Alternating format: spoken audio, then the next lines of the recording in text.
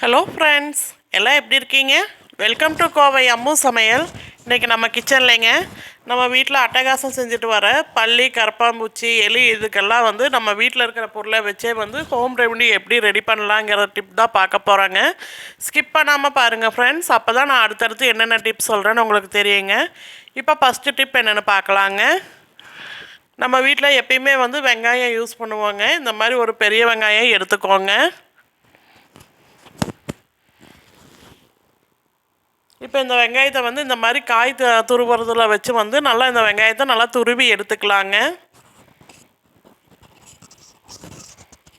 நம்ம வெளியே எந்த ஒரு கெமிக்கலும் வாங்காமல் நம்ம வீட்டில் இருக்கிற பொருளை வச்சே ஈஸியாக பல்லி, கரப்பாம்பூச்சி எல்லாத்தையுமே துரத்தலாங்க.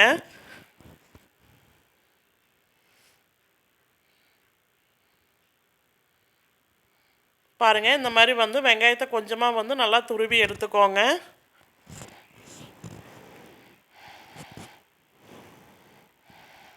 இப்போ துருவின வெங்காயத்தில் கொஞ்சமாக டெட்டால் சேர்த்துக்கலாங்க.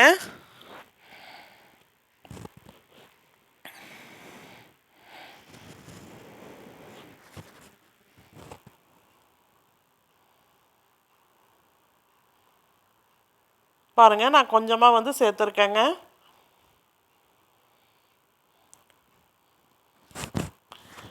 இந்த வெங்காயமும் இந்த டெட்டாலும் சேரும்போது பார்த்திங்கன்னா இதோட வாசம் பல்லி, கரப்பாம்பூச்சிக்கெல்லாம் சுத்தமாகவே பிடிக்காதுங்க.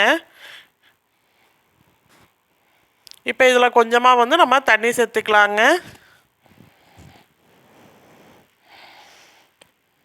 பாருங்கள், இப்போ தண்ணி சேர்த்தாச்சுங்க. இப்போ இதை நம்ம இப்போ வடிகட்டி எடுத்துக்கலாங்க. இந்த மாதிரி ஒரு ஸ்ப்ரே பாட்டிலில் வச்சு நல்லா வடிகட்டி எடுத்துக்கலாங்க.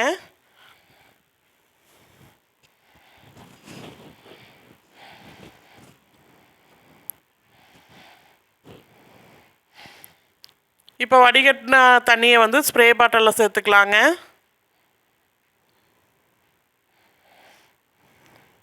இந்த ரெமெடி பார்க்குறதுக்கு ரொம்பவே சிம்பிளாக இருக்குங்க. ஆனால் ரொம்ப எஃபெக்டிவான ரெமெடிங்க. கண்டிப்பாக மிஸ் பண்ணாமல் ட்ரை பண்ணி பாருங்கள்.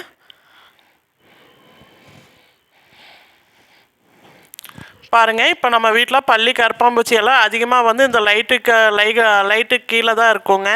இந்த மாதிரி இடத்துல எல்லாம் இந்த மாதிரி லைட்டாக ஸ்ப்ரே பண்ணி விடுங்க. அதே மாதிரி இந்த கதவுக்கு பின்னாடி இந்த மாதிரி நல்லா ஸ்ப்ரே பண்ணி விடுங்க.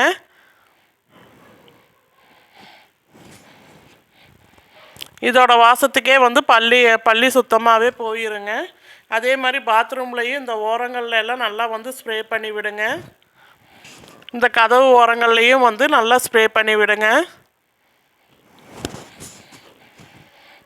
நம்ம வீட்டில் யூஸ் பண்ணுற வாஷ் பேசன், பாத்திரம் கழுவுற சிங்க்கு எல்லா பக்கமும் இந்த தண்ணியை வச்சு நல்லா ஸ்ப்ரே பண்ணி விடுங்க.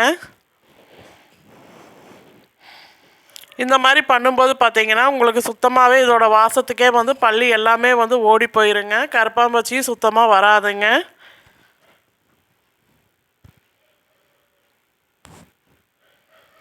ஃபஸ்ட் டைம் என் வீடியோ பார்க்குறவங்களா இருந்தீங்கன்னா ரெட் கலர் சப்ஸ்கிரைப் பட்டன் அழுத்துங்க. பக்கத்தில் இருக்கிற பெல் பட்டன்லாம் ஆன்லைனை கிளிக் பண்ணுங்கள்.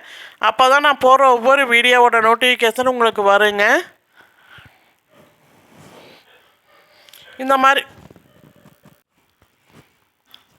இந்த மாதிரி நம்ம வீட்டு ஓரங்களில், செவுத்து ஓரங்களில் எல்லா பக்கமும் நல்லா ஸ்ப்ரே பண்ணி விட்டுருங்க.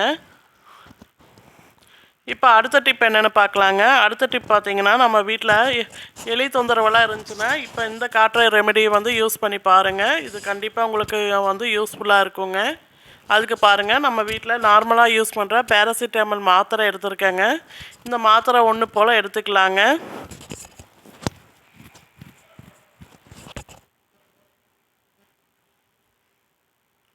எக்ஸ்பரியான மாத்திரை இருந்தால் கூட நீங்கள் எடுத்து வச்சுக்கோங்க. இப்போ இந்த மாத்திரையை நல்லா பவுட்ரு பண்ணி எடுத்துக்கலாங்க.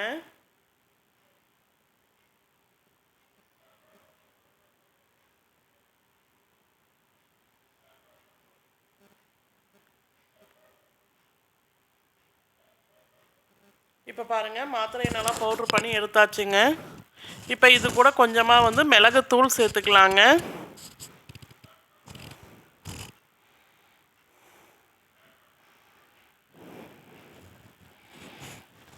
இப்போ இதோட கொஞ்சமாக நாட்டு சக்கரை சேர்த்துக்கலாங்க.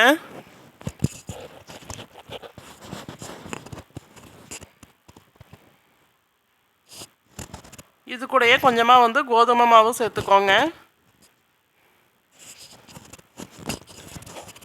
இந்த நாட்டு சர்க்கரை, மிளகுத்தூள், கோதுமை மாவு இதெல்லாமே நல்லா சேரும்போது நல்ல ஒரு எஃபெக்டிவான ரெமெடியாக இருக்குங்க. இது கூட கொஞ்சமாக வந்து மிளகாய் தூள் சேர்த்துக்கலாங்க. பாருங்கள், சேர்த்துட்டு இதை நல்லா வந்து கலக்கிக்கோங்க. கலக்கிட்டு கொஞ்சமாக தண்ணி ஊற்றி சப்பாத்தி மாவு பதத்துக்கு வந்து நல்லா வந்து கலக்கி எடுத்துக்கலாங்க.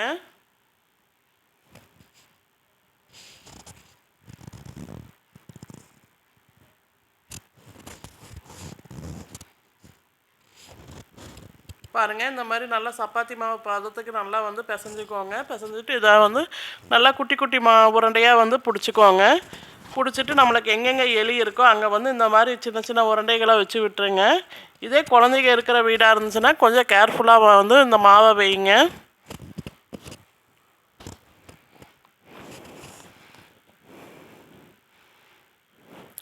நான் இன்றைக்கி வந்து ஒரு 2 ரெமெடி சொல்கிறேங்க. ரெண்டுமே எஃபெக்டிவாக இருக்குங்க. உங்களுக்கு வந்து எது ஈஸியாக இருக்கோ வந்து அதை வந்து நீங்கள் ட்ரை பண்ணி பாருங்கள். இப்போ பாருங்கள், எல்லா மாவையும் உருண்டை பிடிச்சாச்சுங்க. நம்மளுக்கு எலி தொல்லைந்தரவு எங்கே இருக்கோ அங்கே வந்து இந்த உருண்டைகளை வச்சு விட்டுறலாங்க. இப்போ அடுத்த டிப் பார்க்கலாங்க. அடுத்தது பார்த்திங்கன்னா பாருங்கள், மறுபடியும் வந்து நாம் பேராசிட்டமால் மாத்திரை தான் எடுத்துருக்கேங்க. இந்த மாத்திரை எடுத்துக்கலாங்க.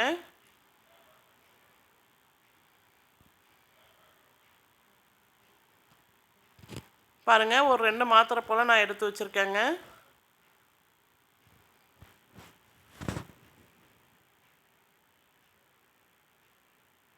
இதை வந்து நல்லா பவுட்ரு பண்ணி எடுத்துக்கலாங்க. இந்த 2ல் வந்து உங்களுக்கு எது ரொம்ப ஈஸியாக இருக்கோ அதை வந்து நீங்கள் ட்ரை பண்ணி பாருங்கள். ரெண்டுமே நல்லா எஃபெக்டிவான ரெமெடி தாங்க. இப்போ இது கூட கொஞ்சமாக வந்து மைதா மாவு சேர்த்துக்கலாங்க. மைதா மாவு, அரிசி மாவு 2ல் எது வேணால் சேர்த்துக்கலாங்க. சேர்த்துட்டு இந்த மாதிரி நல்லா பிசைஞ்சிக்கோங்க. கொஞ்சமாக வந்து தண்ணி ஊற்றி நல்லா உருண்டை பிடிச்சிக்கோங்க.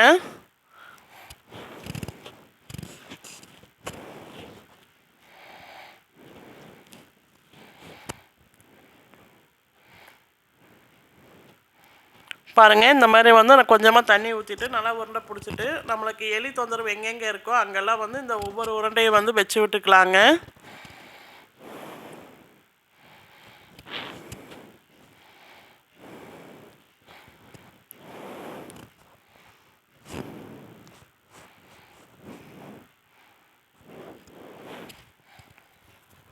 பாருங்கள், இப்போ எல்லா மாவையும் உருண்டை பிடிச்சிட்டு காட்டுறேன் பாருங்கள். கண்டிப்பாக இந்த டிப் உங்களுக்கு யூஸ்ஃபுல்லாக இருக்குங்க. ட்ரை பண்ணி பாருங்கள். இந்த டிப் உங்களுக்கு பிடிச்சிருந்தா லைக் பண்ணுங்கள், ஷேர் பண்ணுங்கள், கமெண்ட் பண்ணுங்கள். கோவை அம்மு சமையலுக்கு சப்ஸ்கிரைப் பண்ணுங்கள். பக்கத்தில் இருக்கிற பெல் பட்டனில் கிளிக் பண்ணுங்கள். Thank you all.